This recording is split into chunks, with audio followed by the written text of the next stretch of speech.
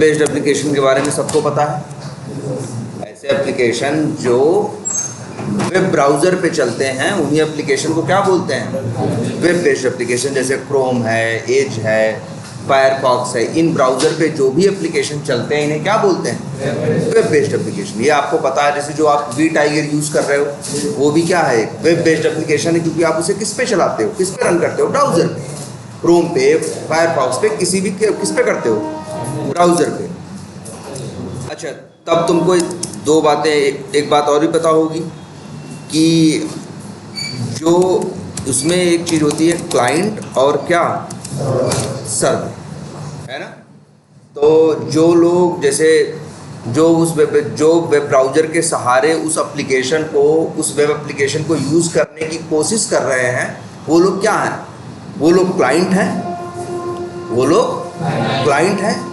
और देखो दो चीज़ें हैं, एक वेब बेस्ड एप्लीकेशन बनाया गया है, एक वेब बेस्ड एप्लीकेशन बनाया गया, बनाए जाने के बाद वो रखा कहाँ जाएगा? सर्वर पे। वो कहाँ रखा जाएगा? सर्वर पे। सर्वर जैसे अगर तुम लोग अपनी टेस्टिंग की बात करो तो तुम लोगों को पता है ना कि यार कोड पहले लोकल सर्वर पे रहता है, फिर कहाँ जाता है? डेव सर्वर पे जाता है, फिर कहाँ जाता है? टेस्टिंग सर्वर पे, फिर यूएटी सर्वर पे, और इसके बाद जाके कहाँ जाता है? प्रोडक्शन। तो सर्वर ही एक ऐसी मशीन है जहाँ पे आप जो एप्लीकेशन डेवलपर डेवलप करता है वो कहाँ रखा जाता है? सर्वर के ऊपर। ठीक है, इतना पता है सबको। तो सर्वर पे एक वेब बेस्ड एप्लीकेशन को क्या कर दिया गया? मान लो डिप्लॉय कर दिया गया। क्या कर दिया गया? सर्वर पे एक वेब बेस्ड एप्लीकेशन को क्या कर दिया गया? डिप्लॉय कर दिया गया। अब जिसे भी उस वेब बेस्ड एप्लीकेशन को यूज़ करना है वो अपने सिस्टम से या अपनी मशीन से क्या करेगा? एक वेब ब्राउज़र ओपन करेगा, और जो भी एक वेब बेस्ड एप्लीकेशन जब भी किसी सर्वर पे डिप्लॉय होता है तो उस सर्वर की एक चीज़ होती है क्या? URL। तो इसी URL के सहारे क्लाइंट एप्लीकेशन को क्या करता है? एक्सेस करता है। क्लाइंट कौन है? जो क्रोम या जो ब्राउज़र के सहारे वेब एप्लीकेशन को क्या कर रहा है? यूज़ कर रहा है, वो क्लाइंट है। और वो वेब बेस्ड एप्लीकेशन जहाँ डिप्लॉयड है या जहाँ इंस्टॉल्ड है वो क्या है? सर्वर। सर्वर एक होता है और क्लाइंट मल्टीपल होते हैं, हज़ारों हो सकते हैं। जैसे जीमेल देख लो, फेसबुक देख लो, है ना, फ्लिपकार्ट देख लो। सर्वर कहीं एक जगह है लेकिन यूज़र कितने हैं? मल्टीपल हैं। सब अपने अपने वेब ब्राउज़र के थ्रू उसको क्या करते हैं? यूज़ करते हैं, एक्सेस करते हैं। इतना सबको पता है, इसमें कोई कन्फ्यूज़न बोलो नहीं ना? अच्छा, अब एक चीज़ ये भी बता दें आपको कि एक सर्वर भी कुछ नहीं, एक जैसे ये तुम्हारा कंप्यूटर है वैसे भी सर्वर भी एक क्या है? कंप्यूटर है। तो कोई कंप्यूटर सर्वर बनता कैसे है? उसके लिए एक सॉफ्टवेयर इंस्टॉल करना पड़ता है उस सिस्टम पे। अगर किसी भी सिस्टम पे ये सॉफ्टवेयर डाल दोगे तो ये क्या बन जाएगा? वो सिस्टम बन जाएगा क्या? सर्वर। और उस सॉफ्टवेयर को बोलते हैं क्या? Web server. Web server. और दुनिया में हजारों हैं। कुछ फेमस की बात करें जैसे एक अपाचे है, अपाचे वेब सर्वर है, अपाचे टॉमकैट है, और फिर इसके बाद जैम्प है, वैम्प है। ऐसे करके दुनिया में क्या है? हजारों सॉफ्टवेयर्स हैं। मतलब कई लोग कंपनियों ने बना रखे हैं, और वो उनको क्या बोलते हैं लोग? Web server. जब वो सिस्टम पे इंस्टॉल किया जाता है तभी आपका सिस्टम सर्वर बनता है। अच्छा, आप लोग यहाँ वी टाइगर यूज़ करते हो ना, तो देखो इसी सिस्टम पे तुमने क्या किया है? इंस्टॉल किया है, और इसी सिस्टम से क्या कर रहे हो? यूज़ कर रहे हो। क्लाइंट भी यही है और सर्वर भी यही है। जानते हो वेब सर्वर इसमें भी इंस्टॉल हुआ है। अगर तुम चाहो टास्क मैनेजर ओपन करो, प्रोसेस में जाओ, ये देख लो चल रहा है ना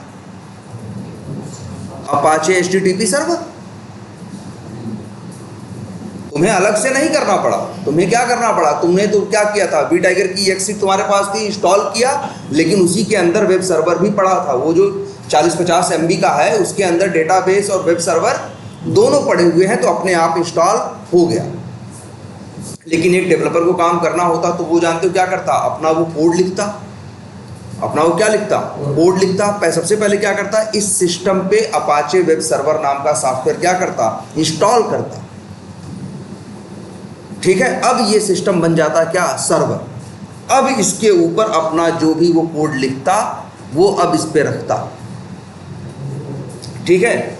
और भाई लोकल, अगर लोकली ही यूज़ करना है तो लोकल में ही क्या कर लेता वो, कोई ब्राउज़र क्या करता वो लॉन्च करता और यूआरएल डाल के उसे क्या करता, यूज़ करता।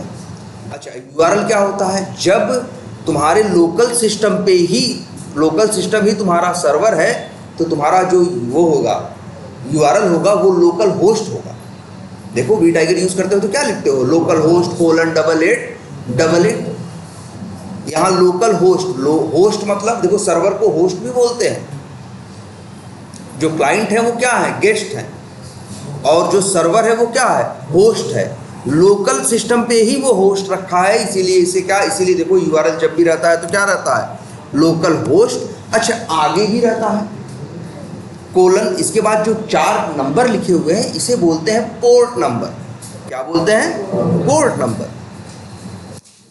तो क्योंकि देखो पोर्ट नंबर भी जरूरी होता है, पोर्ट नंबर भी क्या होता है, जरूरी होता है, क्योंकि अगर देखो जब भी एक वेब एप्लीकेशन होता है तो क्लाइंट कुछ रिक्वेस्ट भेजता है और सर्वर क्या देता है, रिस्पांस देता है, तो बीच में कम्युनिकेशन होता है कि नहीं।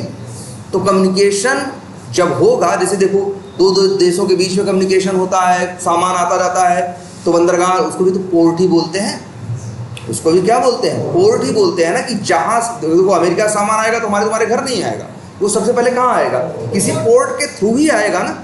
तो वैसे ही यहाँ पे भी सिस्टम में हजारों पोर्ट्स हैं, किसी भी एक पोर्ट को आप क्या कर सकते हो, यूज कर सकते हो। देखो हम लोगों ने जब इंस्टॉल किया था, ध्यान देना एक चीज़ ये भी, वी टाइगर जब इंस्टॉल किए थे तो अपने आप 8888 लिख के आया था। अब मान लो तुम ऐसा करो कि वी टाइगर 5.2 इंस्टॉल कर लो 8888 पे, और फिर वी टाइगर 5.4 भी इंस्टॉल करने की कोशिश करो, और अब 8888 डालोगे तो एरर मैसेज देगा, कहेगा this port is already used, और आप एक नंबर उसमें से क्या कर देते हो, चेंज कर देते हो, अपने आप वो काम करने लगता है।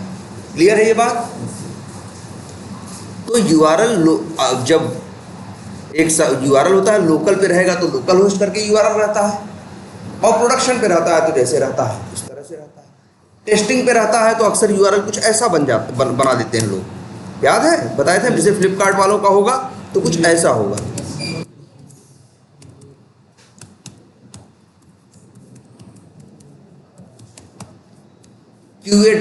जब मतलब ये QA.flipkart.com क्या है, ये फ्लिपकार्ट के टेस्टिंग सर्वर का या QA सर्वर का क्या है, यूआरएल है। जो टेस्टर टेस्ट कर रहा होगा वी टाइगर को, उस इसको फ्लिपकार्ट को, तो वो यही यूआरएल डालता हो।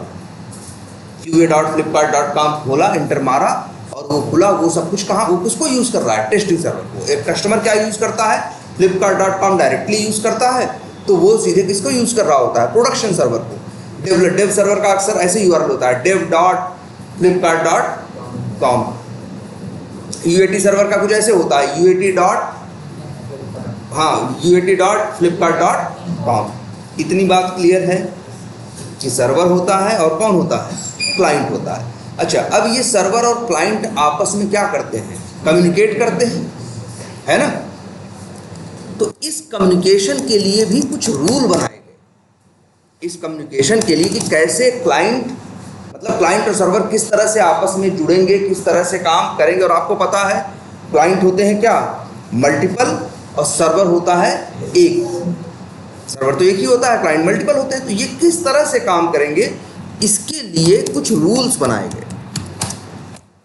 जैसे तुमने देखा होगा बहुत जगह कि कहीं जाते होगे, दुकान पे सामान लेने गए, तो वहाँ रूल है ना कि तुम पहले बोलते हो तुम्हें क्या चाहिए, है ना, बताते हो तुम्हें क्या चाहिए, पैसे देते हो या जो भी देते हो, और इसके बाद रिस्पांस में वो तुमको क्या करता है, वापस सामान देता है। तो एक रूल है ना। तो इसी रूल को ही इंग्लिश में एक वर्ड और बोलते हैं, जिसे बोलते हैं क्या, प्रोटोकॉल। प्रोटोकॉल का मतलब कुछ नहीं होता, कुछ set of rules to do particular task. कुछ काम करने के लिए कुछ सेट ऑफ रूल्स को ही क्या बोलते हैं, क्योंकि कई काम करने में एक ही नियम नहीं लगता ना, कई नियम लगते हैं, तो उन्हीं सेट ऑफ रूल्स को ही क्या बोलते हैं, प्रोटोकॉल। तो आखिर क्लाइंट और सर्वर को जब आपस में कम्युनिकेट करना था तो इसके लिए कुछ रूल्स बनाए गए और उसी को बोला गया क्या, HTTP, hyper text transfer protocol. Hyper text transfer protocol. तो कुछ नियम बनाए गए, उसी नियम को क्या बोलते हैं, HTTP। इसीलिए देखो जितनी भी एप्लीकेशंस यूज करते हो अक्सर वो स्टार्ट कहाँ, अक्सर क्या, सारे ही वेब एप्लीकेशन यूज कहाँ से होते हैं, HTTP से। और अगर नहीं भी लगाते, तुम सीधे flipkart.com लिख के एंटर मार दो तो ब्राउजर अपने आप HTTP उसमें क्या कर देता है, जोड़ देता। ये भाई ब्राउजर की समझदारी है कि बंदा भले नहीं लिख रहा है, लेकिन भाई वेब एप्लीकेशन में अगर कम्युनिकेट करेगा तो जो प्रोटोकॉल यूज होगा उसका नाम क्या है, HTTP। ठीक है। और आपको ये पता है क्लाइंट क्या देता है, भेजता है रिक्वेस्ट, और सर्वर देता है क्या, रिस्पॉन्स। हजारों क्लाइंट हैं, एक सर्वर है, लेकिन हजारों लोग अपनी अलग अलग रिक्वेस्ट भेजते हैं। हजारों लोगों को अलग अलग क्या मिलता है, रिस्पॉन्स मिलता है। और जिसने रिक्वेस्ट जैसी भेजी उसको वैसा ही रिस्पॉन्स मिलता है या मिलना चाहिए। अगर नहीं मिल रहा है तो इसका मतलब है डिफेक्ट, डेवलपर ने सही से कोडिंग नहीं कर रखी। इतनी बात क्लियर है आपको। अच्छा, जब तुम्हारा क्लाइंट रिक्वेस्ट भेजता है, अच्छा रिक्वेस्ट में क्या जाता है, जैसे देखो कोई भी काम करो, जैसे जब तुम मान लो ये इंटर लोकल हो, URL डाले, इंटर मारे, जानते हो क्या हुआ, इस URL के ऊपर क्या गई, रिक्वेस्ट गई। और मेरे पास URL था, URL से वो कहाँ पहुँचा, सर्वर पे, और सर्वर ने रिस्पॉन्स दिया, और रिस्पॉन्स में उसने क्या दिया, ये पेज भेजा। ठीक है। अच्छा, अब आगे चलते हैं। हमने यहाँ डाला क्या, यूज़र नेम, और इसके बाद डाला क्या, पासवर्ड, और लॉगिन बटन पे क्या किया, क्लिक किया। देखो यूज़र नेम डालने में और पासवर्ड डालने में नहीं, जब तुमने यूज़र नेम डाला, पासवर्ड डाला, उसके बाद लॉगिन बटन पे क्या किया, क्लिक किया, तो एक रिक्वेस्ट गई। क्या गई, एक रिक्वेस्ट गई, और वहाँ से क्या आया, और सर्वर से क्या आया, रिस्पॉन्स आया। ठीक है। अच्छा, ये जो रिक्वेस्ट गई अभी, जब आप देखो, जब भी रिक्वेस्ट या रिस्पॉन्स आते जाते हैं तब हमेशा ये ऊपर वाला क्या होता है, घूमने लगता है। ये जो ऊपर है ये क्या होता है, घूमने लगता है। जैसे तुम देखो फिर से, मान लो हम कॉन्टैक्ट्स पे क्लिक करें, ये घूम रहा है ना, तो अब फिर सर्वर पे रिक्वेस्ट गई है, और फिर सर्वर से रिस्पॉन्स आया है, आया, तभी तो ये कॉन्टैक्ट्स पेज क्या हो गया, खुल गया। इतना क्लियर है कि भाई रिक्वेस्ट जाएगी और क्या आएगा, रिस्पॉन्स। और ऐसा नहीं, जैसे देखो सर्च फॉर लिखा है ना, अब हम इसमें ABCD लिख दें, अभी कोई रिक्वेस्ट नहीं गई, लेकिन जब हम मान लो सर्च नाउ या कुछ ऐसा क्लिक करें तब क्या होगा, रिक्वेस्ट जाएगी और रिस्पॉन्स आएगा। क्लियर है ये बात सबको। जैसे एक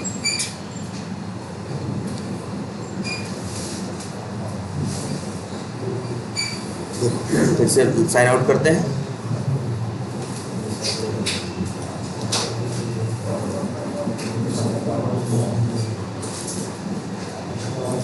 अब देखो एडमिन डाला।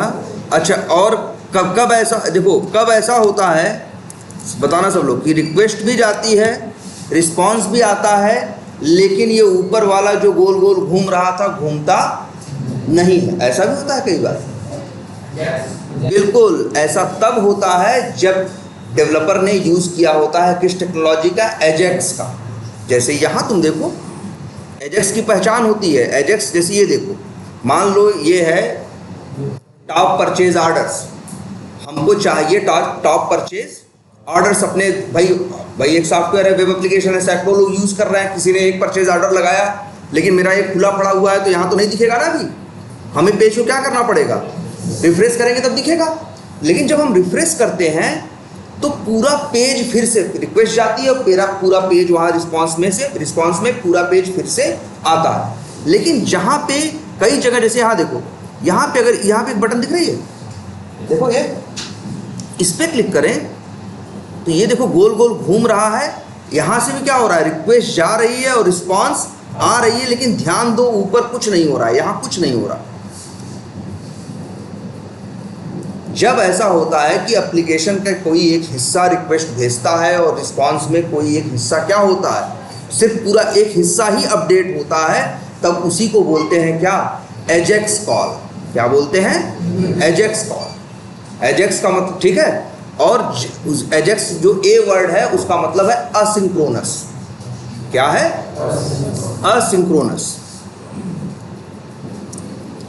तो कॉल्स दो टाइप की होती हैं,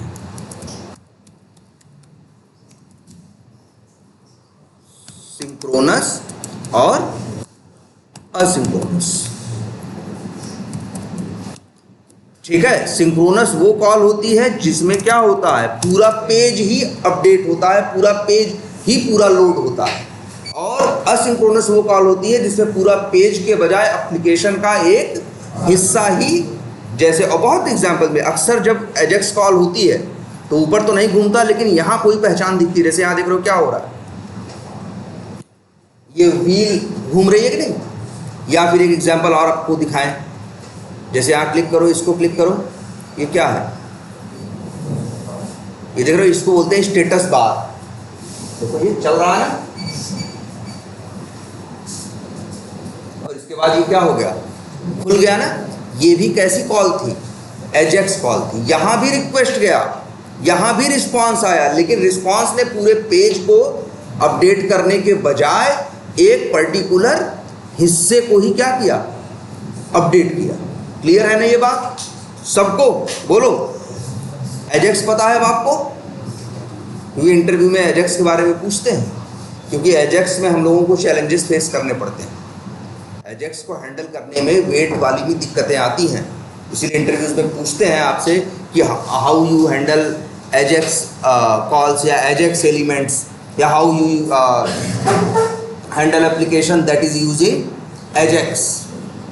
एजेक्स का मतलब यही होगा, और लगभग आजकल हर एप्लीकेशन में एजेक्स यूज होता है। अगर एजेक्स यूज नहीं होगा तो पूरा पेज क्या होगा, फिर से लोड होगा, तो नेट भी खर्च होगा, टाइम भी लगेगा, सब कुछ है ना। जैसे अगर हमको चाहिए कि टॉप परचेज ऑर्डर में क्या परचेज ऑर्डर आया हमें देखना है, तो हम यहीं रिफ्रेश कर लें, सिर्फ इतना ही हिस्सा अपडेट होगा, तो ये फास्ट होगा, नेट भी इसमें क्या होगा, कम खर्च होगा। लेकिन अगर हम यही टॉप परचेज ऑर्डर देखेंगे, एक तरीका ये भी है कि जो नए बने हैं देखना हो, हम क्या कर लें, रिफ्रेश करोगे तो पूरा पेज लोड होगा। अब वो क्या होगा, हो सकता है पूरा पेज हैवी हो तो 1 MB 2 MB क्या हो, आपका नेट खर्च होगा और टाइम भी लगेगा। भाई जब 1-2 MB ट्रेवल करेगा तो समय क्या होगा, ज़्यादा लगेगा। थोड़ी सी इंफॉर्मेशन ट्रेवल करेगी तो टाइम क्या लगेगा, कम लगेगा। इतनी बात क्लियर है। तो सारा खेल है किसका, रिक्वेस्ट और रिस्पांस का। और जिस प्रोटोकॉल के थ्रू ये रिक्वेस्ट और रिस्पांस मैनेज होते हैं उसे क्या बोलते हैं, HTTP, हाइपरटेक्स्ट ट्रांसफर प्रोटोकॉल। इसमें भी दो होते हैं, HTTP और HTTPS। HTTP सिर्फ हाइपरटेक्स्ट ट्रांसफर प्रोटोकॉल। देखो अब तुम ही देखो, यहाँ पे अभी हमने क्या किया था,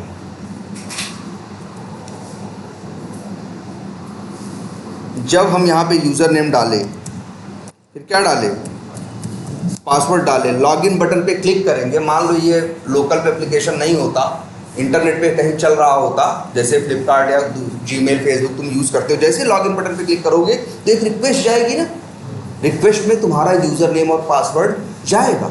अगर तुम फ्लिपकार्ट यूज़ कर रहे हो और इससे लैपटॉप से, तो जानते हो क्या होगा, पहले यहाँ से तुम्हारा यूज़र नेम पासवर्ड कहाँ जाएगा, तुम्हारे मोबाइल से निकलेगा, टावर पे जाएगा, टावर से एयरटेल पे जाएगा, यहाँ वहाँ करके अंतिम में रिक्वेस्ट कहाँ पहुँचेगी, सर्वर पे, और सर्वर वहाँ से तुम्हारी इन्फॉर्मेशन भेजेगा जिससे अगला पेज खुलेगा। तो रास्ते में तुम्हारा यूज़र नेम पासवर्ड टहल रहा था कि नहीं, और दुनिया भर की नेटवर्क डिवाइसेस रास्ते में लगी हैं, तो लोग तुम्हारी इन्फॉर्मेशन को क्या कर सकते हैं, चुरा सकते हैं, हैक कर सकते हैं, नेटवर्क से इंफॉर्मेशन को क्या कर सकते हैं, हैक कर सकते हैं। इसीलिए देखो जितने भी स्टैंडर्ड एप्लीकेशन है कोई भी HTTP का यूज़ नहीं करता जनरली। जहाँ पे जिसको लगता है कि मेरी इंफॉर्मेशन क्या है, सिक्योर है, वो HTTP का यूज़ नहीं करता, वो HTTPS का मतलब इसका क्या है, hyper text transfer protocol secure. इसमें एक वर्ड जुड़ जाता है क्या, सिक्योर। और इसका क्या बेनिफिट होता है मालूम है, इसका बेनिफिट ये होता है कि जो इन्फॉर्मेशन यहाँ से वहाँ जाती है वो इनक्रिप्ट होके जाती है। और जो वहां से इंफॉर्मेशन आती है वो क्या होती है, इनक्रिप्ट होकर आती है। इनक्रिप्ट करने का मतलब हमने आपको एक बार बताया है ना, इनक्रिप्शन देखो कुछ नहीं है, इनक्रिप्शन का मतलब होता है जैसे एक दूसरे को कोई मैसेज भेजना है, तो अब जैसे मान लो हमें किसी को कोई चिट्ठी भेजनी है, अब जिससे चिट्ठी भेज रहे हैं रास्ते में वो भी तो पढ़ सकता है, या उससे कोई छीन सकता है, तमाम बातें हो सकती है ना। लेकिन हमें जिसे भेजनी है और हमने आपस में डिसाइड कर लिया कि भैया देखो हम ए लिखेंगे तो ए का मतलब ए नहीं होगा, सी होगा। हम बी लिखेंगे तो बी का मतलब बी मत समझना, ए मतलब के समझना। ऐसे ऐसे हमने आपस में डिसाइड, एक चीट कोड क्या किया आपस में हमने बना लिया। तो अब हम जो चिट्ठी लिख रहे हैं उसमें हम जहाँ ए लिखना था वहाँ बी लिख रहे हैं, तो चिट्ठी दे अगर लिख देंगे, किसी को दे दोगे जाओ पहुँचा दो, वो रास्ते में लाख पढ़ने की कोशिश करेगा, वो समझ नहीं पाएगा जब तक उसको वो चीट कोड नहीं पता होगा, कि वो की नहीं पता होगी कि इसको पढ़ना कैसे। तो इसी को कहा जाएगा कि हमने जो चिट्ठी भेजी है कैसी है, इनक्रिप्टेड है। अब वो जो आदमी है उसको पता है ये फार्मूला कि ए का मतलब सी है, बी का मतलब के है, ये है, तो वो अपनी किताब निकालेगा, उस हिसाब से क्या करेगा, चीट कोड के सहारे पढ़ेगा, वो चिट्ठी पढ़ लेगा। तो यही क्या हुआ, इसी को बोलते हैं क्या, इनक्रिप्ट करना। इनक्रिप्शन का मतलब हुआ कि किसी चीज़ को क्या कर देना, हाँ मास्किंग कर देना ऐसी कि जिससे कोई उसको समझ ना पाए। तो HTTPS में यही होता है कि जो रिक्वेस्ट या रिस्पॉन्स में डेटा यहाँ से जाता है या वहाँ से आता है वो कैसा होता है, इनक्रिप्टेड होता है, जिससे अगर कोई रास्ते में उसको नेटवर्क से उसको हैक भी कर ले फिर भी उसके समझ में बात नहीं आएगी कि यहाँ क्या लिखा था और क्या नहीं लिखा। क्लियर है। जैसे तुमको तो लग रहा है ना हमारा यूज़र नेम एडमिन गया है, लेकिन रास्ते में जब जा रहा होगा तो एडमिन नहीं जा रहा होगा, जानते हो क्या जा रहा होगा, ऐसा कुछ जा रहा होगा। अब कोई रास्ते में पढ़ेगा तो समझ पाएगा क्या है, क्योंकि उसने एडमिन को पहले क्या किया, इनक्रिप्ट किया, इसके बाद भेजा, और वहाँ से जो रिस्पॉन्स आया उसने भी इनक्रिप्ट किया, फिर यहाँ भेजा। अच्छा, जब यहाँ से हम भेजते हैं इनक्रिप्ट करके, तो जो उसको पढ़ता है वो क्या करता है, डिक्रिप्ट करता है। इसलिए दो वर्ड चलते हैं, इनक्रिप्ट और डिक्रिप्ट। ठीक है, इतनी बात समझ में आई। अब HTTP आपको पता है, और साथ में क्या पता है, HTTPS पता है। ये प्रोटोकॉल है जिसके थ्रू क्लाइंट और सर्वर आपस में कम्युनिकेट कर रहे हैं, और ऐसा शुरू से होता आ रहा। क्लियर है ये बात। सर अगर जैसे हम यहाँ से रिक्वेस्ट करते हैं तो सर्वर भी वहाँ वेरीफाइड करता होगा रियल में यूजर एग्जिस्ट कर रहा है। बिल्कुल बिल्कुल। आखिर हम कहते हैं सर्वर पे सॉफ्टवेयर ने कोड लिख के रखा है, सॉफ्टवेयर एप्लीकेशन बना के रखा है, उस सॉफ्टवेयर में क्या लिखा हुआ है, उस सॉफ्टवेयर में यही कोड लिखा हुआ है कि जो रिक्वेस्ट तुम भेजे। अब चलो दिखाते हैं इसको, रुको। मान के चलो, जैसे सपोज करो एक लाइन खींच देते हैं,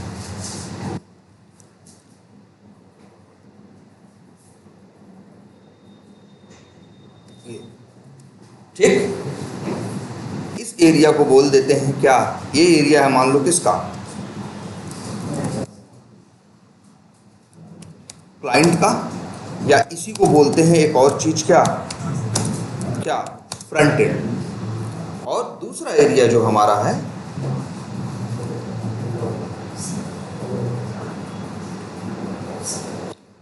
इसी को बोलते हैं क्या, सर्वर। ठीक है, और जिसी को बोलते हैं क्या कई बार हम लोग, back and. Front end, back and, client, server. ठीक, अब यहां से होता क्या है, ये देखो, यहाँ पे मान लो एक लगा है कंप्यूटर, एक क्या, कई क्लाइंट तो बहुत होते हैं, मान लो ऐसे ही एक क्या है, एक कंप्यूटर है, ये क्लाइंट है जो एक वेब ब्राउज़र के सहारे क्या भेजता है, रिक्वेस्ट भेजता है। रिक्वेस्ट कैसे भेजता है, वो यूज़र नेम डालता है, लॉगिन पासवर्ड डालता है, लॉगिन बटन पे क्या करता है, क्लिक करता है। तो देखो ध्यान से, यहाँ से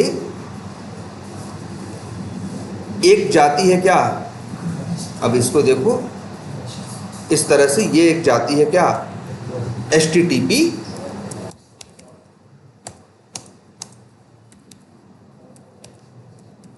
रिक्वेस्ट। आई बात समझ में, यहाँ पे ऐसे मान के चलो, ऐसे और ऐसे। ये क्या गई है, HTTP या HTTPS क्या गई, HTTP रिक्वेस्ट रहेगी।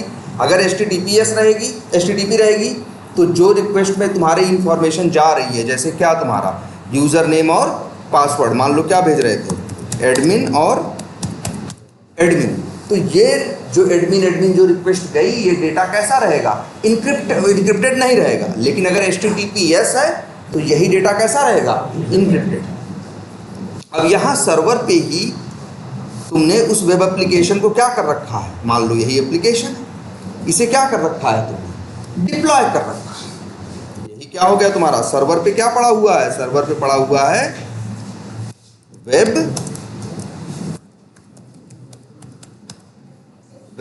एप्लीकेशन, ठीक है। अब जब रिक्वेस्ट गई तो इस वेब एप्लीकेशन में क्या है, वेब एप्लीकेशन का मतलब जानते हो क्या है, कुछ कोड ही तो है।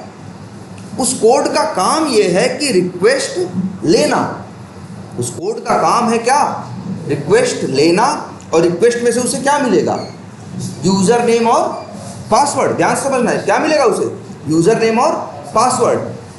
जो डेवलपर का कोड होगा, जो डेव का क्या होगा, कोड होगा, वो यूज़र नेम और पासवर्ड लेगा। अच्छा, आप लोग एक चीज़ जानते हो, हर एक एप्लीकेशन के पास, वेब एप्लीकेशन के पास एक चीज़ जरूरी रहती है, जिसे क्या बोलते हैं हम, डेटाबेस। क्या बोलते हैं, डेटाबेस। सारा डेटा कहाँ जाके स्टोर होता है, जैसे तुम देखो वी टाइगर पे फॉर्म बनाते हो या फेसबुक में किसी को मैसेज करते हो, सब इंफॉर्मेशन क्या होती है, डेटाबेस में जाके क्या होती है, स्टोर होती है। कहीं रजिस्ट्रेशन करते हो, हर चीज़ कहाँ जाके स्टोर होती है, डेटाबेस। तो जब तुम HTTP की रिक्वेस्ट भेजो तो डेवलपर के कोड का काम यही है कि वो यूज़र नेम और क्या लेना, पासवर्ड, और डेटाबेस से डेटा निकालने के लिए जानते हो लोग क्या करते हैं, अभी भी याद, ये देखो, डेटाबेस से अगर कभी डेटा निकालना हो, उसके लिए हम कहते हैं हमें क्या करना होता है, क्वेरी फायर करनी होती है। क्या करते हैं हम, क्वेरी का मतलब भी क्या होता है वैसे, क्वेश्चन। क्वेरी का मतलब क्या होता है, क्वेश्चन। तो डेटाबेस से डेटा निकाला जा सकता है। जैसे अगर मान लो हमको वी टाइगर है या फ्लिपकार्ट का डेटाबेस मिल जाए, तो हम बस क्या कर सकते हैं, बड़ी, और क्वेरी की एक लैंग्वेज है बड़ी आसान सी, अंग्रेजी में, देखो ध्यान से कैसे लिखी जा रही है। ऐसे कुछ लिखते हैं, सेलेक्ट, जैसे लिख दिया, मान लो हमें चाहिए फर्स्ट नेम, तो हम लिख देंगे सेलेक्ट फर्स्ट नेम फ्रॉम, ठीक है। जैसे जहां डेटाबेस होता है ना, डेटाबेस में जो डेटा होता है वो टेबल्स में रखा होता है, किसमें, टेबल में। तो जैसे मान लो select first name from employ table का नाम है, फर्स्ट नेम कॉलम का नाम। डेटाबेस में डेटा कैसे रहता है मालूम है, देखो जरा, WPS है,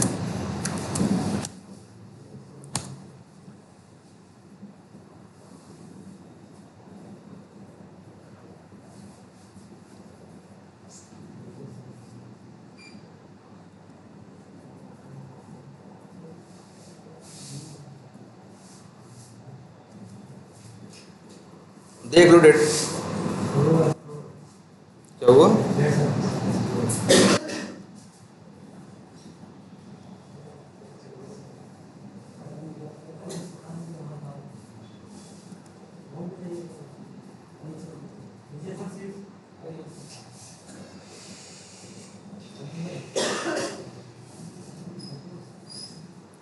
ऐसे ही एक्सेल, वो जो डेटाबेस की टेबल, डेटाबेस में जो डेटा होता है ना, ऐसे टेबल्स में रखा होता है। कहाँ रखा होता है, टेबल्स में।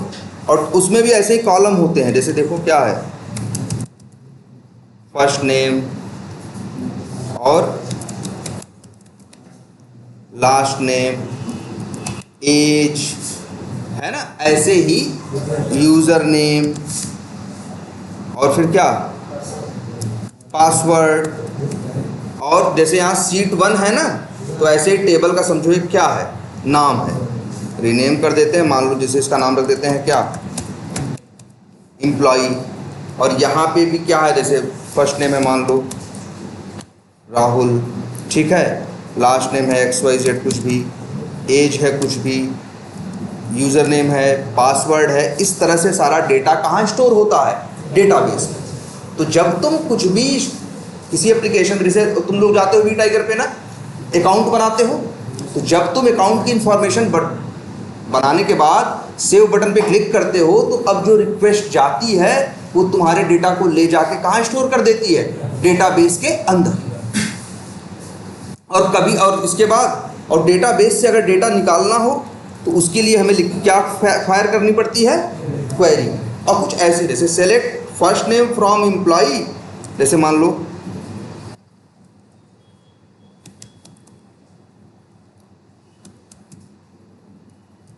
ऐसे, जैसे कुछ भी डेटा है। अब अगर हम यहाँ लिख दें select first name from employee where last name equals to XY। अच्छा तुम पढ़ के बताओ, इसको अंग्रेजी पढ़ के बताओ। सेलेक्ट मतलब चुनो, क्या? फर्स्ट नेम, फ्रॉम मतलब कहाँ से, एम्प्लॉई नाम के टेबल से या शीट से, वेयर मतलब जहाँ, लास्ट नेम क्या हो? XYZ हो। तुम सब छोड़ो, तुम यहाँ तुम समझ वो अंग्रेजी पढ़ के यहाँ ढूंढ लोगे ना कि कह रहा है कि एम्प्लॉई के अंदर जाओ, फर्स्ट नेम निकालो उसका जिसका लास्ट नेम क्या हो? XYZ हो। तो कौन है वो? ABCD है ना। तो ये तो हम अपने हाथ अपनी तरफ से देख कर निकालेंगे। अगर यही डेटाबेस में अगर यही लिख दोगे, इसी को बोलते हैं क्या? इसी को बोलते हैं SQL क्वेरी। क्या बोलते हैं? क्वेरी। तो इसका काम होता है जाके डेटा वहाँ डेटाबेस से लेके आना। ऐसे ही क्वेरी का एक और नियम चलता है जिसमें लिखते हैं, क्या मालूम है लोग? इंसर्ट। जब डेटाबेस में कुछ डालना होता है, क्या देख रहे हो भाई? सामने देखो। जब डेटाबेस में कुछ क्या करना होता है? डालना होता है, तो जो हम क्वेरी चलाते हैं, इंसर्ट मतलब क्या? घुसाना। इंसर्ट करने का मतलब क्या होता है? घुसाना।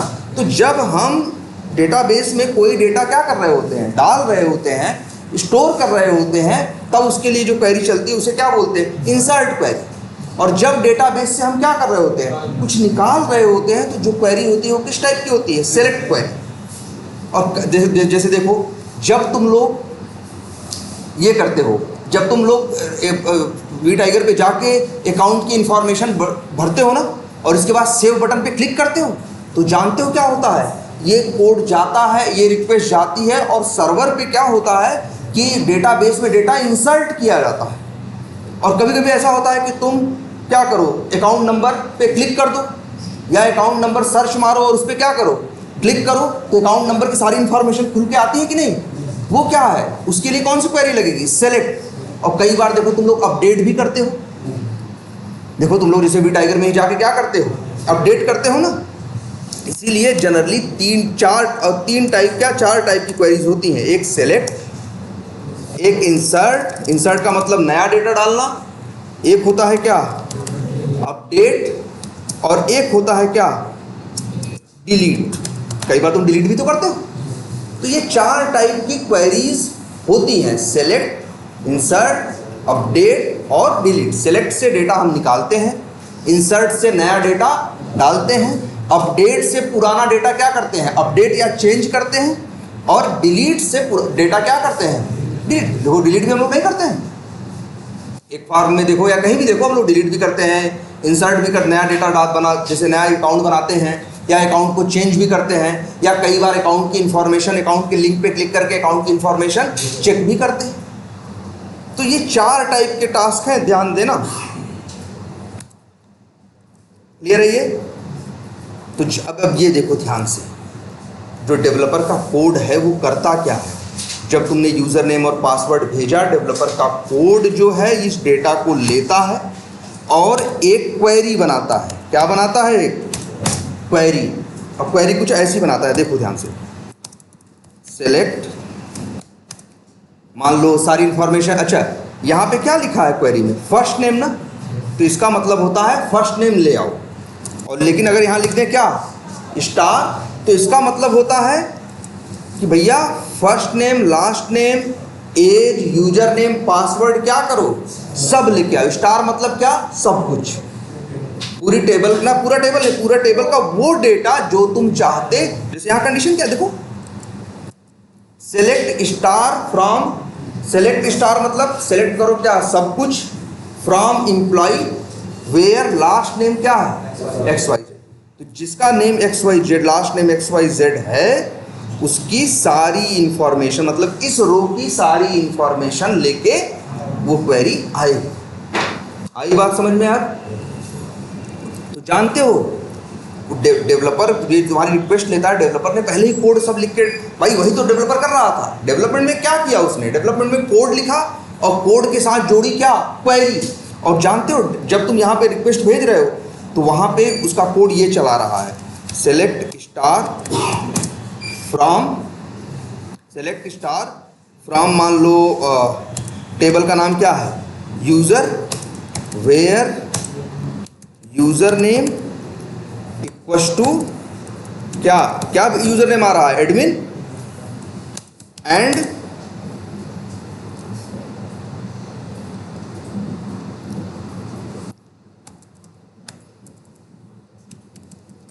पासवर्ड इक्वल्स टू क्या, एडमिन। जानते हो जब तुम रिक्वेस्ट भेजते हो, रिक्वेस्ट सर्वर पे पहुंचती है तो सर्वर का कोड तुम्हारे रिक्वेस्ट के डेटा को लेके पहले जाता है डेटाबेस के अंदर। मान के चलो यहीं पे क्या है, ये डेटाबेस, डेटाबेस ऐसे ही रहता है, मान के चलो ऐसे, जैसे एक्सेल फाइल नहीं है, ऐसे ही डेटाबेस में क्या होते हैं, ढेर सारी क्या होती हैं, टेबल्स होती हैं, और उन्हीं टेबल्स के अंदर सारा क्या रखा होता है, डेटा। तो डेवलपर का कोड एक क्वेरी चलाता है कहाँ, डेटाबेस में, और डेटाबेस में से निकालता है कि ऐसा कौन है, उसकी इंफॉर्मेशन लेके आओ जिसका यूज़र नेम क्या है, एडमिन है, और पासवर्ड क्या है, एडमिन।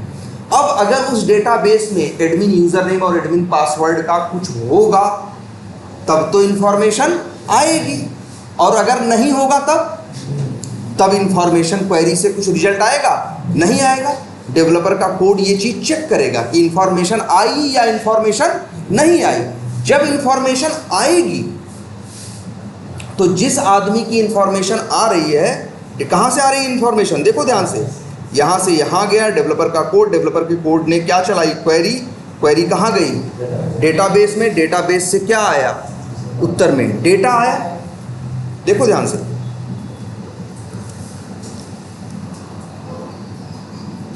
यहाँ पे समझो ऐसे, और यहाँ से फिर क्या इसने दिया, डेटाबेस ने, इसने यहाँ से दिया क्या, डेटा। अब देखो ध्यान से, अब दो बातें हो सकती हैं, या तो तुम्हारे पास वो क्वेरीज में जो यूज़र नेम पासवर्ड दिया गया है वो डेटाबेस में है, और या तो नहीं।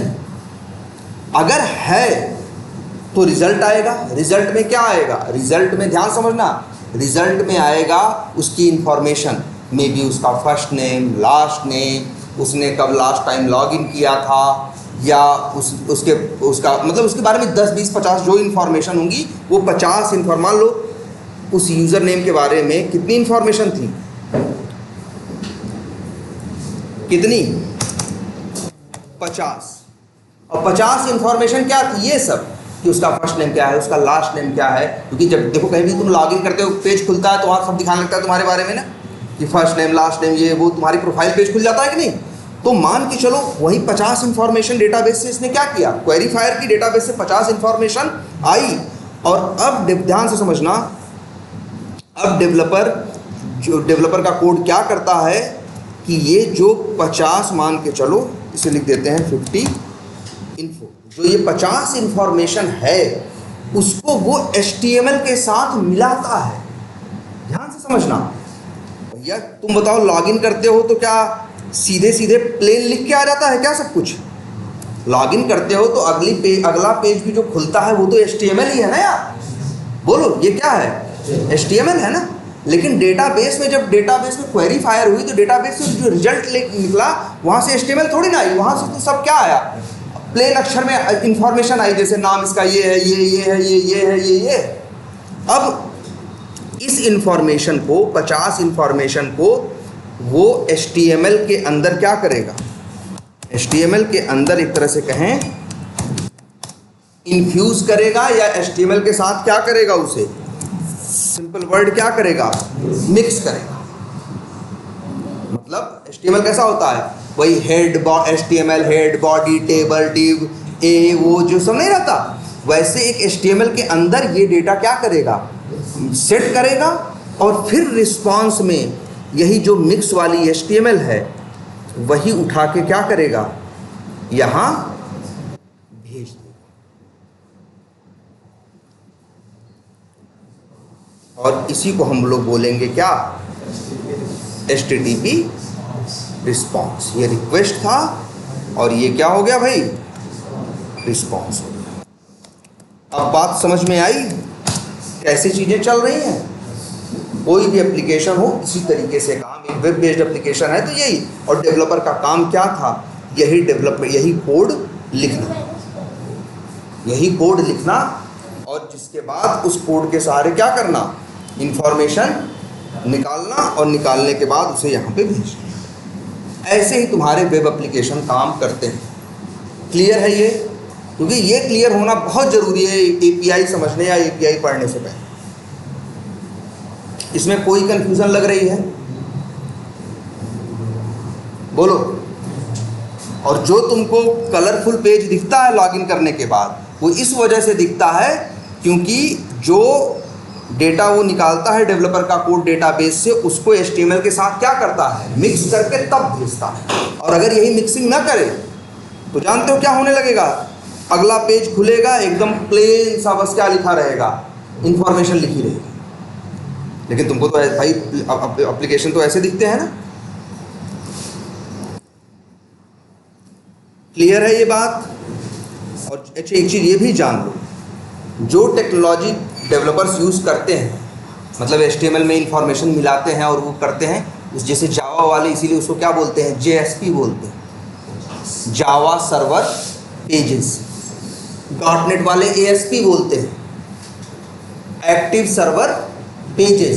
JSP भी जावा में एक टेक्नोलॉजी है, जिस JSP के थ्रू ही क्या करते हैं, डेटा को HTML के साथ क्या करते हैं, मिक्स करके, और इसके बाद वापस भेजते हैं।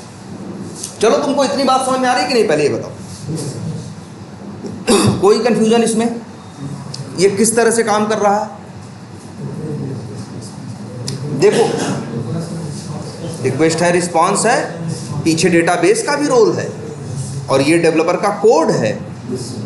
डेवलपर का कोड ही रिक्वेस्ट के हिसाब से क्वेरी बनाता है, और या तो डेटा डेटाबेस में डालता है, या तो डेटाबेस से डेटा निकालता है। और जैसे कई बार तुम क्या करते हो, ये तो हो गया लॉगिन वाला एग्जांपल, जैसे जब तुम जाते हो अकाउंट बनाते हो तो 10-20 इंफॉर्मेशन क्या करते हो, फिलअप करते हो, और सेव बटन पे क्या करते हो, क्लिक करते हो, फिर रिक्वेस्ट जाती है। डेवलपर का कोड अब फिर क्या बनाता है, एक क्वेरी, बैठ कोड ही बना लेता है। क्वेरी कौन बनाता है, डेवलपर का कोड एक क्वेरी बनाता है। अब उसकी क्वेरी सिलेक्ट नहीं रहती, इंसर्ट रहती है। रहता है क्या, insert first name, last name, account number, city, address, ये ठीक है। तो इंसर्ट ये इनटू और टेबल का नाम, तो सारा डेटा जो तुमने यहाँ से सेव इंफॉर्मेशन भर के सेव बटन पे क्लिक किया होता है, वो सारा डेटा चला जाता है कहाँ, डेटाबेस के अंदर। क्लियर है? कभी कभी अपडेट करते हो तो वही कौन सी क्वेरी चलवाता है, वो अपडेट। कई बार तुम डिलीट करते हो तो वो कौन सी क्वेरी चलवाता है, डेवलपर, डिलीट। लेकिन ये सारा काम ये डेवलपर का कोड करता है। यही एक वेब एप्लीकेशन है। इतनी बात क्लियर हुई? बोलो। अच्छा, अब एक चीज़ और देखते हैं जरा। मान लो एक एप्लीकेशन हम उठाते हैं, क्या, flipkart.com, इंटर मारा तो फ्लिपकार्ट क्या हो गया, खुल गया। यहाँ भी क्या हुआ, एक रिक्वेस्ट गई, एक क्या गई, रिक्वेस्ट गई, और रिस्पांस में क्या आया, ये आया। अच्छा, ये flipkart.com खोलने के लिए हमसे कुछ मांगा इसने, नहीं ना। अच्छा, अब मान लो हमको इलेक्ट्रॉनिक्स में आए, कैमरा में आए, और ये सिलेक्ट किया, क्लिक किया ना। अब भी क्या आ गई, रिक्वेस्ट, और फिर क्या आया, रिस्पांस। सब कुछ बहुत तेज होता है। देखो रिस्पांस में सारे कैमरे हमें यहाँ पे दिखने लग गए, ठीक है। लेकिन कई बार ऐसी, देखो बहुत सी जगहें ऐसी होती हैं जहां तुम डायरेक्ट रिक्वेस्ट नहीं भेज सकते। जैसे फेसबुक में मान लो तुम्हें किसी को फ्रेंड रिक्वेस्ट भेजनी है, या फेसबुक में मान लो किसी को तुम्हें चैट करना है, या किसी को मैसेज भेजना है, या किसी को लाइक करना है, तो फेसबुक में डायरेक्ट तो किसी को लाइक नहीं कर सकते। सबसे पहले तुम्हें क्या करना पड़ेगा? लॉगिन। लॉगिन भी अपने आप में क्या है? एक रिक्वेस्ट ही है। लॉगिन जब करते हो तो भी क्या होता है? एक रिक्वेस्ट जाती है और रिस्पॉन्स में तुमको वो कहाँ ले आता है? फेसबुक पे के प्रोफाइल पेज पे तुमको ले आके रिस्पॉन्स में क्या कर देता है? वहाँ पे छोड़ देता है। क्लियर है ये बात? अच्छा, क्यों उसने प्रोफाइल पेज दिया? क्योंकि तुमने जो यूज़र नेम और पासवर्ड डाला था वो क्या था? सही था। जो यूज़र नेम और पासवर्ड डाला था वो क्या था? सही था, तभी तो तुम्हें प्रोफाइल पेज मिला। अगर यूज़र नेम पासवर्ड गलत डालते तो क्या होता? तब यहाँ से क्वेरी जाती और रिजल्ट में 50 इंफॉर्मेशन नहीं आती, कुछ नहीं आता। तो जानते हो डेवलपर का कोड क्या करता? HTML में एरर मैसेज को क्या कर देता?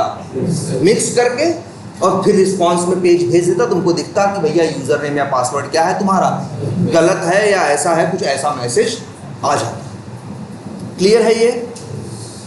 अच्छा, तो अब ये एक चीज़ देखना बड़ी ज़रूरी है समझने वाली थोड़ी सी कि अच्छा एक चीज़ ये है, सर्वर जो है, और हम है क्लाइंट और वो है सर्वर। हमने एक बार क्या किया, मान लो हमने लॉगिन कर लिया, लॉगिन किया, लॉगिन की रिक्वेस्ट गई और लॉगिन रिस्पॉन्स में हम होम पेज पे आ गए। जब हम दोबारा लॉगिन करने के बाद हम फिर मान लो इस कॉन्टैक्ट्स बटन पे क्लिक करते हैं, तब क्या होता है? फिर से रिक्वेस्ट जाती है और फिर से क्या आता है? रिस्पॉन्स आता है।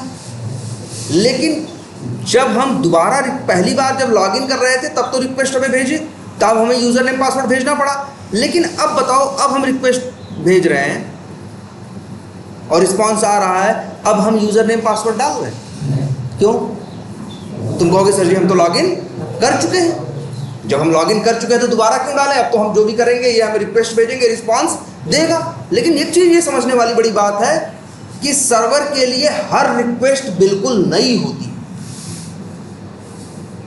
भाई सर्वर को एक तुम ही तो यूज करने वाले हो नहीं, हजारों लाखों लोग क्या कर रहे हैं? सर्वर को यूज कर रहे हैं, एक साथ सब लोग यूज कर रहे हैं। तो वो, और तो इसलिए ये दिमाग में रखो, पहले कभी ये मत समझना कि जैसे मान लो हमने प्रोडक्ट्स पे क्लिक किया तो प्रोडक्ट्स दिखाया, यूज़र नेम पासवर्ड मांगा, फिर से रिक्वेस्ट गई, फिर से रिस्पॉन्स आया, लेकिन इस बार यूज़र नेम पासवर्ड की ज़रूरत नहीं थी और वो क्या हो गया? रिस्पॉन्स आ गया। ये कैसे संभव होगा? क्वेश्चन उठता है ना भाई। मतलब क्योंकि सर्वर को इतना नहीं पता रहता है कि यार तुम ही भेज रहे हो कि तुम नहीं भेज रहे हो, लेकिन फिर भी तुमसे दोबारा यूज़र नेम, फालतू यूज़र नेम और पासवर्ड बार बार तुमसे नहीं मांगता। जानते हो ये सब कुछ कैसे संभव हो पाता है? एक बहुत बड़ी चीज़ होती है, एक नाम सुनो, पहली बार सुन रहे होगे शायद, सेशन आईडी, सेशन वर्ड। ध्यान से समझना इस वर्ड को, क्या है वर्ड का नाम? सेशन। ठीक है, सेशन आईडी जिसे बोलते हैं या सेशन बोलते हैं, यही वो ये सारा खेल करता है जिसकी वजह से तुम्हें यूज़र नेम और पासवर्ड बार बार डालने की ज़रूरत नहीं पड़ती। जानते हो कैसे ये काम करता है? जब तुम पहली बार यूज़र नेम और पासवर्ड डालते हो, लॉगिन बटन पे क्लिक करते हो, तुम्हारे पास जाती है, उस सर्वर के पास जाती है रिक्वेस्ट जाके रिक्वेस्ट क्या करती है? डेटाबेस में ढूंढता है ऐसा यूज़र नेम और पासवर्ड कौन है। जब उसे मिल जाता है तो वो रिस्पॉन्स भेजता है ना, रिस्पॉन्स के साथ ध्यान से समझना एक ऐसा बड़ा सा नंबर भेजता है, ऐसा कुछ भेजता है। इसी को बोलते हैं क्या? Session ID. किसके पास भेजता है? क्लाइंट के पास। मतलब देखो यहाँ पे तुम लॉगिन कर रहे हो ना, यूज़र नेम गया, यूज़र नेम पासवर्ड डाला, लॉगिन बटन पे क्या किया? क्लिक किया, क्या गई? रिक्वेस्ट गई। क्या गई? रिक्वेस्ट गई। और रिक्वेस्ट जाने के बाद वहाँ से रिस्पॉन्स में उसने HTML भेजा और साथ में एक चीज़ और भेजी, क्या? Session ID. और वो तुम्हारे क्लाइंट, सेशन आईडी आके तुम्हारे क्लाइंट के साथ चिपक जाती। अब तुम जब भी नई रिक्वेस्ट भेजते हो, मान लो एक बार तो वो रिक्वेस्ट भेजा, रिस्पॉन्स आया और रिस्पॉन्स के साथ क्या आ गया? सेशन आईडी, और सेशन आईडी किसके साथ जुड़ गया? इसी क्लाइंट के साथ। अब जब तुम दोबारा, अब मान लो तुम डॉक्यूमेंट्स पे क्लिक कर रहे हो, तो अब जानते हो क्या होगा? रिक्वेस्ट में सब कुछ तो जाएगा ही, साथ में कौन जाएगा? सेशन आईडी भी जाएगी। सेशन आईडी देने वाला कौन था? सर्वर ना। तो सर्वर पहचानता है सेशन आईडी को, अच्छा तुम आए हो तो तुमसे, अब तुमको उस सेशन आईडी से तुम लो इन्फॉर्मेशन लेके जाओ, तुम्हें बार बार लॉगिन करने की ज़रूरत नहीं है। अगर ये सेशन आईडी का कंसेप्ट नहीं रहा होता तो जानते हो क्या होता? हर काम करते और पहले मांगता क्या? यूज़र नेम और पासवर्ड। डॉक्यूमेंट्स में क्लिक करते तो कहता नहीं भैया पहले यूज़र नेम पासवर्ड दो, तब तो हम समझे तुम हो, ठीक है, तब तो तुम समझे, हम समझे कि क्या हो, तुम हो। आई बात समझ में? तो मेन चीज क्या है? Session ID. और तभी देखो, तभी ये वेब एप्लीकेशन काम कर सकते हैं। बिना सेशन के वेब एप्लीकेशन सही से काम नहीं कर पाएंगे। कंसेप्ट समझ में आएगा नहीं सेशन का? हाँ, सेशन आईडी किस देहात पे क्रिएट करता है? किस देहात पे, मतलब रिक्वेस्ट करते हो उसके देहात पे करते हैं नहीं, किस बिहाफ पे करता है? देखो ये ऐसा नहीं है, समझो मेरी बात। वो सर्वर जनरेट करता है। सर्वर एक बड़ा सा ऐसे ही नंबर, जैसे देखो नंबर जनरेट कर, इतना बड़ा नंबर क्यों जनरेट करता है? जिससे कि यूनिक रहे और एक साथ लाखों लोगों को सेशन आईडी देनी है ना, क्योंकि लाखों लोग क्या कर रहे हैं? लॉगिन कर रहे हैं। इसीलिए एक बड़ा सा, जैसे याद करो ये है, अरे सब सेशन आईडी जैसा एग्जांपल ये भी है तुम्हारा, जो तुम लोग इससे पहले देखे हो अभी recent, window handling. Window handling में क्या करता है? वो कैसे पहचानता है? क्योंकि जब लॉन्च करता है तो उसको क्या देता है? एक हैंडल वैल्यू, और बार बार उसी हैंडल वैल्यू से उसको क्या करता है? पहचानता है। सेम वही टेक्नोलॉजी समझो यूज करता है। सर्वर एक अल्फा न्यूमेरिक ऐसे एक स्ट्रिंग जनरेट करता है तुम्हारे नाम पे, और वो तुमको तुम्हारे भेज देता है। वो भेज तुमको दिखती भले नहीं है, लेकिन वो आके इसी के साथ मान के चलो, इसी क्लाइंट के साथ चिपक जाओ। अब क्लाइंट जो भी रिक्वेस्ट भेजता है, साथ में सेशन आईडी भी पहुंचती है, और सर्वर पहचान जाता है कि ये वही आदमी है, इससे कुछ मांगने की जरूरत नहीं, इसको दो इन्फॉर्मेशन। क्लियर है ये? तो बिना से, अच्छा इसीलिए देखो कई बार और एक चीज़ तुम लोग देखे होगे, जैसे कोई एप्लीकेशन यूज़ करो, लॉगिन किए, कुछ यूज़ कर रहे हो, छोड़ दिए, कुछ देर बाद अपने आप लॉग आउट हो जाता है, या कई बार आता है मैसेज भी लिखा हुआ सेशन एक्सपायर्ड। वो जो सेशन तुमको ज़िंदगी भर के लिए नहीं दिया है, एक टाइम के, जब तक तुम यूज कर रहे हो। और कुछ एप्लीकेशन में कंसेप्ट होता है कि आधे घंटे, 15 मिनट, 20 मिनट अगर ये यूज ना करें, अक्सर बैंकिंग वाले एप्लीकेशन यूज़ करते हो ना, कि अगर नहीं यूज करोगे तो अपने आप क्या कर देता है? Log out. उसी को बोलते हैं क्या? सेशन एक्सपायर हो गया। लेकिन जब तक यूज करते रहोगे तब तक नहीं होगा। लेकिन जैसे ही तुम कुछ देर छोड़ दिए, 10-15 मिनट एकदम शांत बैठा रहा, अपने आप क्या हो जाएगा? वो लॉग आउट हो जाएगा। क्यों? क्योंकि सेशन क्या हो गया? एक्सपायर हो गया। या कई एप्लीकेशन ऐसे मिलेंगे कि तुमने लॉगिन किया, यूज कर रहे हो, 15 मिनट छोड़ दिए, ऐसे ही पड़ा हुआ है, लेकिन फिर सोचे 15 मिनट बाद कुछ क्लिक करे, जैसे ही क्लिक किए तुरंत क्या कर दिया तुमको? Log out. कहा कि भैया तुम्हारा सेशन क्या हो गया? एक्सपायर हो गया। क्योंकि राइट उसने दिया था, जब तक यूज करते रहोगे तब तक सेशन क्या रहेगा? एलाइव रहेगा। लेकिन कुछ देर बाद क्या हो जाएगा? अगर यूज करना बंद कर दोगे तो सर्वर उसको क्या कर देगा? एक्सपायर कर देगा, उसको खत्म कर देगा, कहेगा हमारे यहाँ नहीं। क्लियर है ये बात? तो सेशन का कंसेप्ट समझ में आया? ये बहुत ज़रूरी है, ठीक है।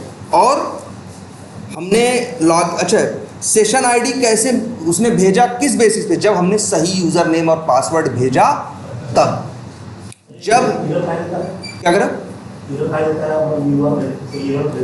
हाँ, अच्छा एरर देता है 404 का। 404 देखो एरर तब आता है जब तुम्हारा यूआरएल क्या होता है? गलत होता है। जैसे मान लो हम यहीं लिखें, मान लो कोई भी लो, अब ऐसी तो कोई साइट नहीं है ना, the site can not be reached.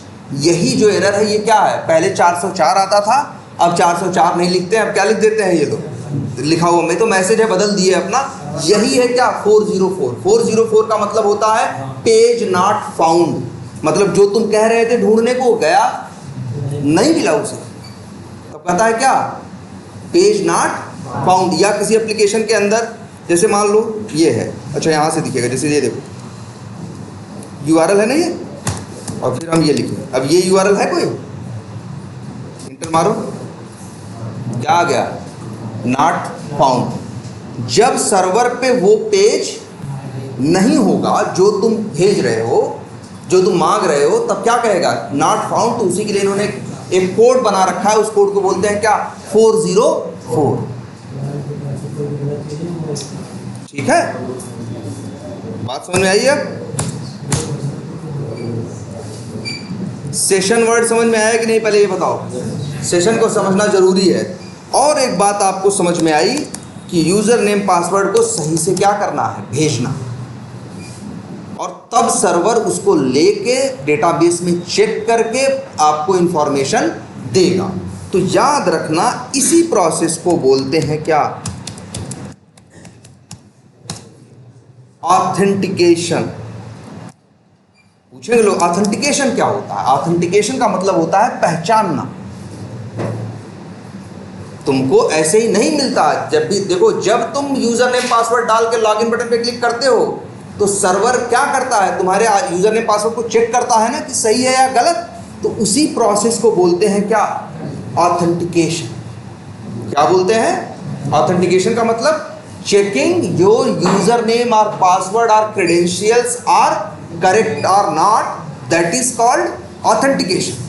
जहां पे आपका यूजर नेम पासवर्ड या इंफॉर्मेशन चेक होती है कि वो सही है या नहीं, तो वही क्या कहा जाता है, ऑथेंटिकेशन। अब ऑथेंटिकेशन जब करता है सर्वर, तो दो बातें हो सकती हैं, ऑथेंटिकेशन पास भी हो सकता है और ऑथेंटिकेशन फेल भी हो सकता है। जब फेल हो जाता है तो कोई बात नहीं, फेल हो गया तो अब तो कुछ नहीं कर सकते। लेकिन जब पास हो जाता है तब तुमको जो सर्वर है वो देता है क्या, जानते हो, एथराइजेशन। दो वर्ड चलते हैं, ऑथेंटिकेशन, एथराइजेशन। पहले सर्वर क्या करता है, ऑथेंटिकेशन। इसके बाद अगर ऑथेंटिकेशन में इंफॉर्मेशन क्या है, सही है, तो फिर तुमको क्या करता है, एथराइज करता है ना कि अब तुम आगे काम कर सकते हो। भैया अब तुम चाहो तो लीड देख लो अपने, चाहो तो देख लो कितने अकाउंट बनाए हो, ये कर सकते हो ना।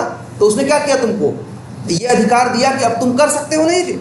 एथराइज करने का मतलब क्या होता है, किसी को किसी चीज़ का क्या देना, अधिकार देना। तो यहीं से वर्ड आया क्या, एथराइजेशन।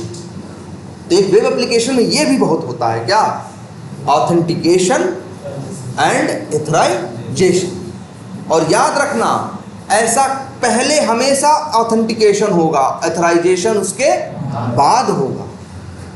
हम ऐसा थोड़ी नहीं कर सकते कि पहले तुमको अधिकार देते बाद में तुम्हारा चेक करेंगे। भाई कहीं एंट्री के लिए आए हो, अगर फिल्म देखने गए हो तो क्या करेगा, कहेगा जाओ सीट पे बैठ लो, बाद में टिकट देख लेंगे।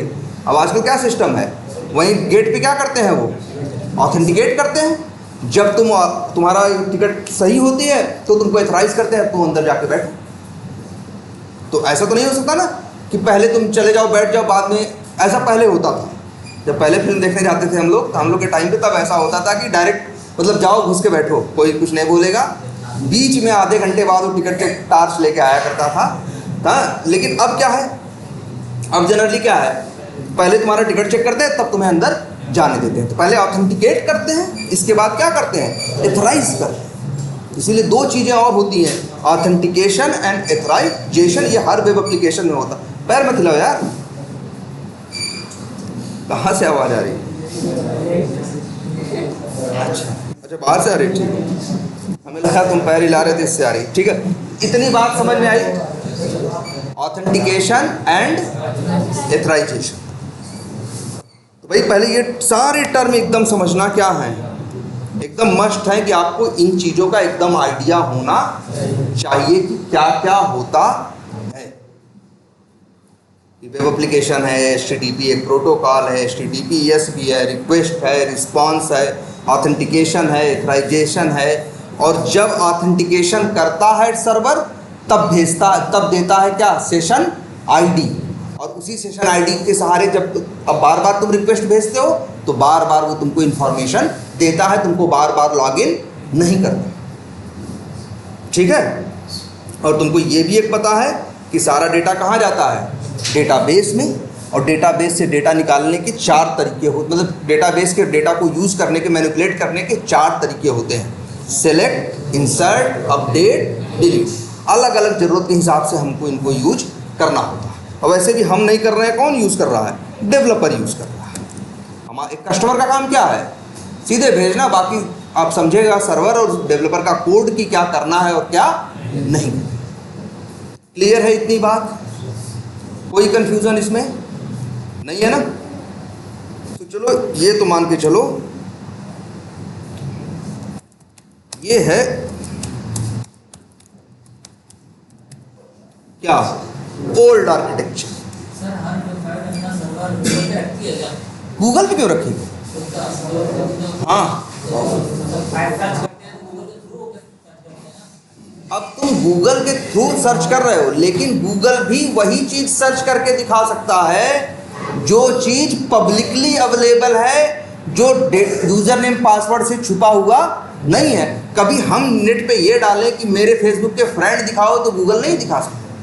गूगल ज़्यादा से ज़्यादा ये दिखा सकता है कि facebook.com, फेसबुक हमें यूआरएल नहीं पता है, हम फेसबुक लिख दिए तो लिंक नीचे आ गया। गूगल सिर्फ वो दिखाता है वो इंफॉर्मेशन जो पब्लिकली अवेलेबल है, जो सिक्योर नहीं है।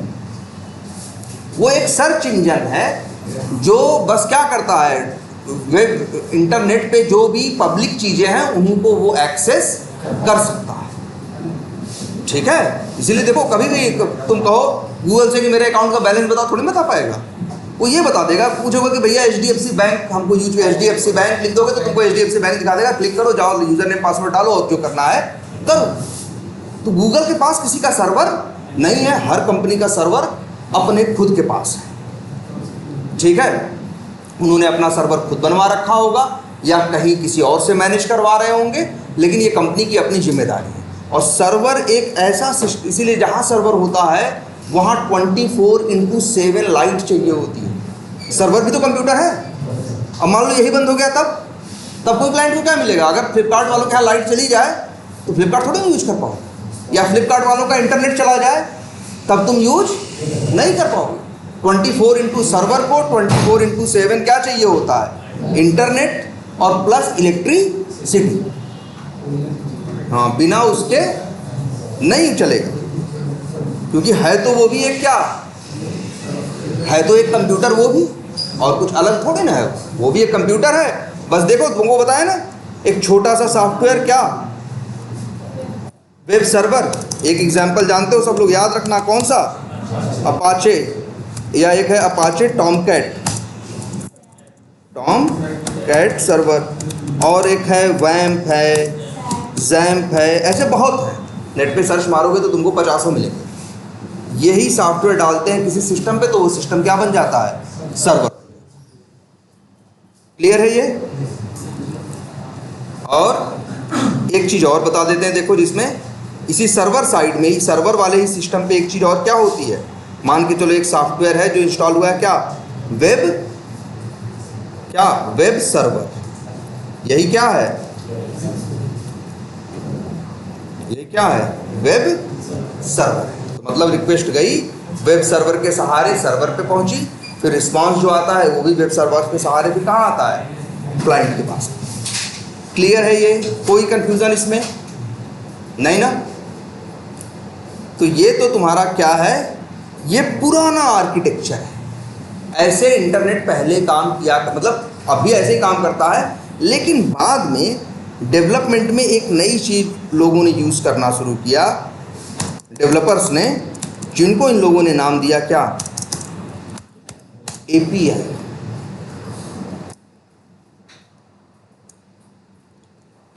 इसको बोला गया एप्लीकेशन प्रोग्रामिंग इंटरफेस। अब समझो, अब डेवलपर ने क्या करना शुरू किया। पहले डेवलपर जो कोड लिख रहा था अपना, सीधे यहाँ कोड लिखता था ना।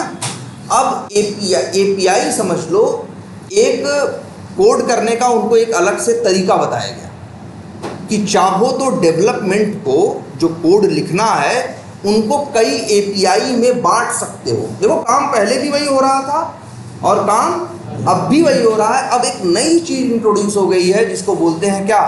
API। क्या बोलते हैं? ध्यान से देखना। API मतलब क्या? Application programming interface. ठीक है। अब जब रिक्वेस्ट जाती है सर्वर के पास, तो सर्वर पे जो उन लोगों ने कोड लिख रखा है वो एपीआई के फॉर्मेट में लिख रखा है। किसमें लिख रखा है?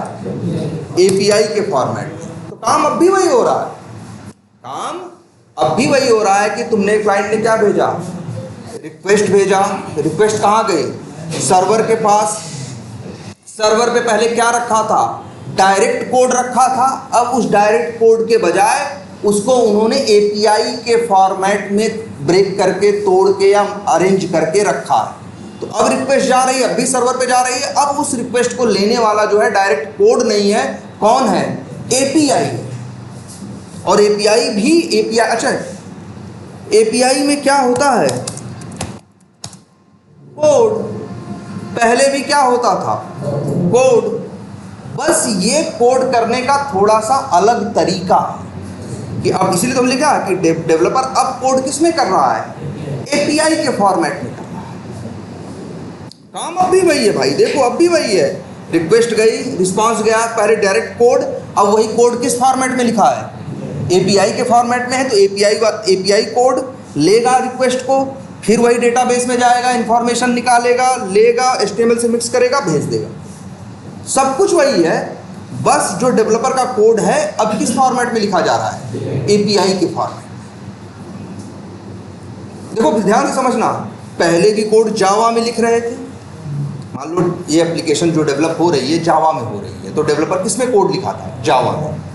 और अब वो कह रहा है जी नहीं, हम इसके लिए क्या बनाएंगे? एपीआई बनाएंगे। डेवलपर कह रहा है अब हम इसके लिए क्या बनाएंगे? एपीआई। तो एपीआई बनाएगा तब भी कोड ही लिखेगा। और कोड अगर जावा में बनाना चाहता है तो कोड किस में लिखेगा? जावा में ही लिखेगा।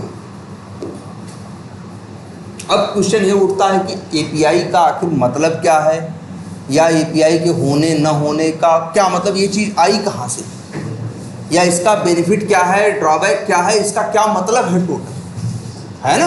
कि आखिर ये करने की डेवलपर्स को ज़रूरत ही क्या थी। क्लियर है ये? अच्छा ये बताओ, पहले ये क्या कर रहा था? डेवलपर का कोड था, रिक्वेस्ट ले रहा था, फिर डेवलपर का कोड रिस्पांस क्या कर रहा था? दे रहा था। तो जो, अच्छा जो रिक्वेस्ट या रिस्पांस जा रहा था, बीच में इन्वॉल्व था कौन? कोड ना। एपीआई जरा समझने की कोशिश करो, एपीआई किस तरह से काम करती है। एपीआई भी क्या है? कोड ही है। क्या है? कोड है। लेकिन जानते हो इसका क्या मतलब है? इसका मतलब ये है, अच्छा कोड क्या कर रहा था पहले ये बताओ? डेटा ले रहा था। कोड क्या ले रहा था? डेटा। भाई रिक्वेस्ट में डेटा ले रहा था कि नहीं? और कोड क्या कर रहा था? रिस्पांस में डेटा भेज रहा था। तो जो अब अगर ऐसा कब हो रहा था? जब नॉर्मल। लेकिन जब एपीआई के फॉर्मेट में डेवलपर ने कोड लिखा तो इसमें क्या हुआ जानते हो? इसमें भी क्या ले रहा है? वो रिक्वेस्ट में डेटा क्या कर रहा है? ले रहा है। मान के चलो रिक्वेस्ट डेटा क्या कर रहा है? एक्सेप्ट कर रहा है, ठीक है। और रिस्पांस डेटा क्या कर रहा है? दे रहा है या क्या कर रहा है? सेंड कर रहा है। लेकिन अब देखो यहाँ बड़ी वो है, एक बारीक सी चीज़ है, बस वो ये जानते हो क्या? पहले डेटा का लेन देन ऐसे ही हो रहा था। पहले डेटा का लेन देन क्या हो रहा था? डायरेक्ट हो रहा था। एपीआई जब आई ना तो इन लोगों ने कहा भैया डेटा ऐसे ले लो दो मत, डेटा का लेन देन ऐसे ही नहीं होगा। डेटा के लेन देन के लिए एक निश्चित फॉर्मेट बनाया गया। एक निश्चित क्या बनाया गया? फॉर्मेट। कहा इसी तरीके से डेटा लेंगे और इसी तरीके से डेटा देंगे। अब वो फॉर्मेट क्या थे? तुम लोग शायद देखे हो।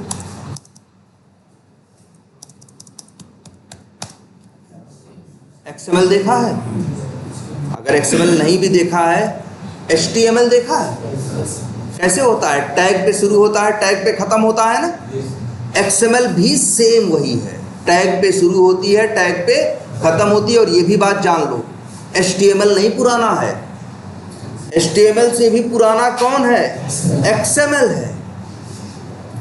XML एक तरीका था डेटा लेने देने की। जानते हो डेटा इसमें कैसे रहता है? जैसे अगर हमको XML में डेटा भेजना हो किसी को अपना, तो ऐसे डेटा हम भेज सकते थे अपना। जैसे लिख देते माई, जैसे कुछ भी लिख दिया माई डेटा, तो माई डेटा पे शुरू किया और माई डेटा पे क्या किया? ख़त्म किया। फिर इसके बाद अब फिर मान लो मेरी इंफॉर्मेशन है, जस्ट मान लो कौन सी, मान लो क्या है ये, प्रोफाइल। अब प्रोफाइल पे शुरू किया, प्रोफाइल पे क्या हुआ? ख़त्म हुआ। ठीक है। अब प्रोफाइल में मान लो, प्रोफाइल में इस तरह से इंफॉर्मेशन है। एक और टैग है, मान लो क्या, नेम पे शुरू हुआ और नेम पे क्या हुआ? ख़त्म हुआ। अब यहाँ पे लिख दें फर्स्ट नेम इक्वल्स टू, मान लो ऐसे, राहुल, क्या हुआ, ऐसे लाइट गई।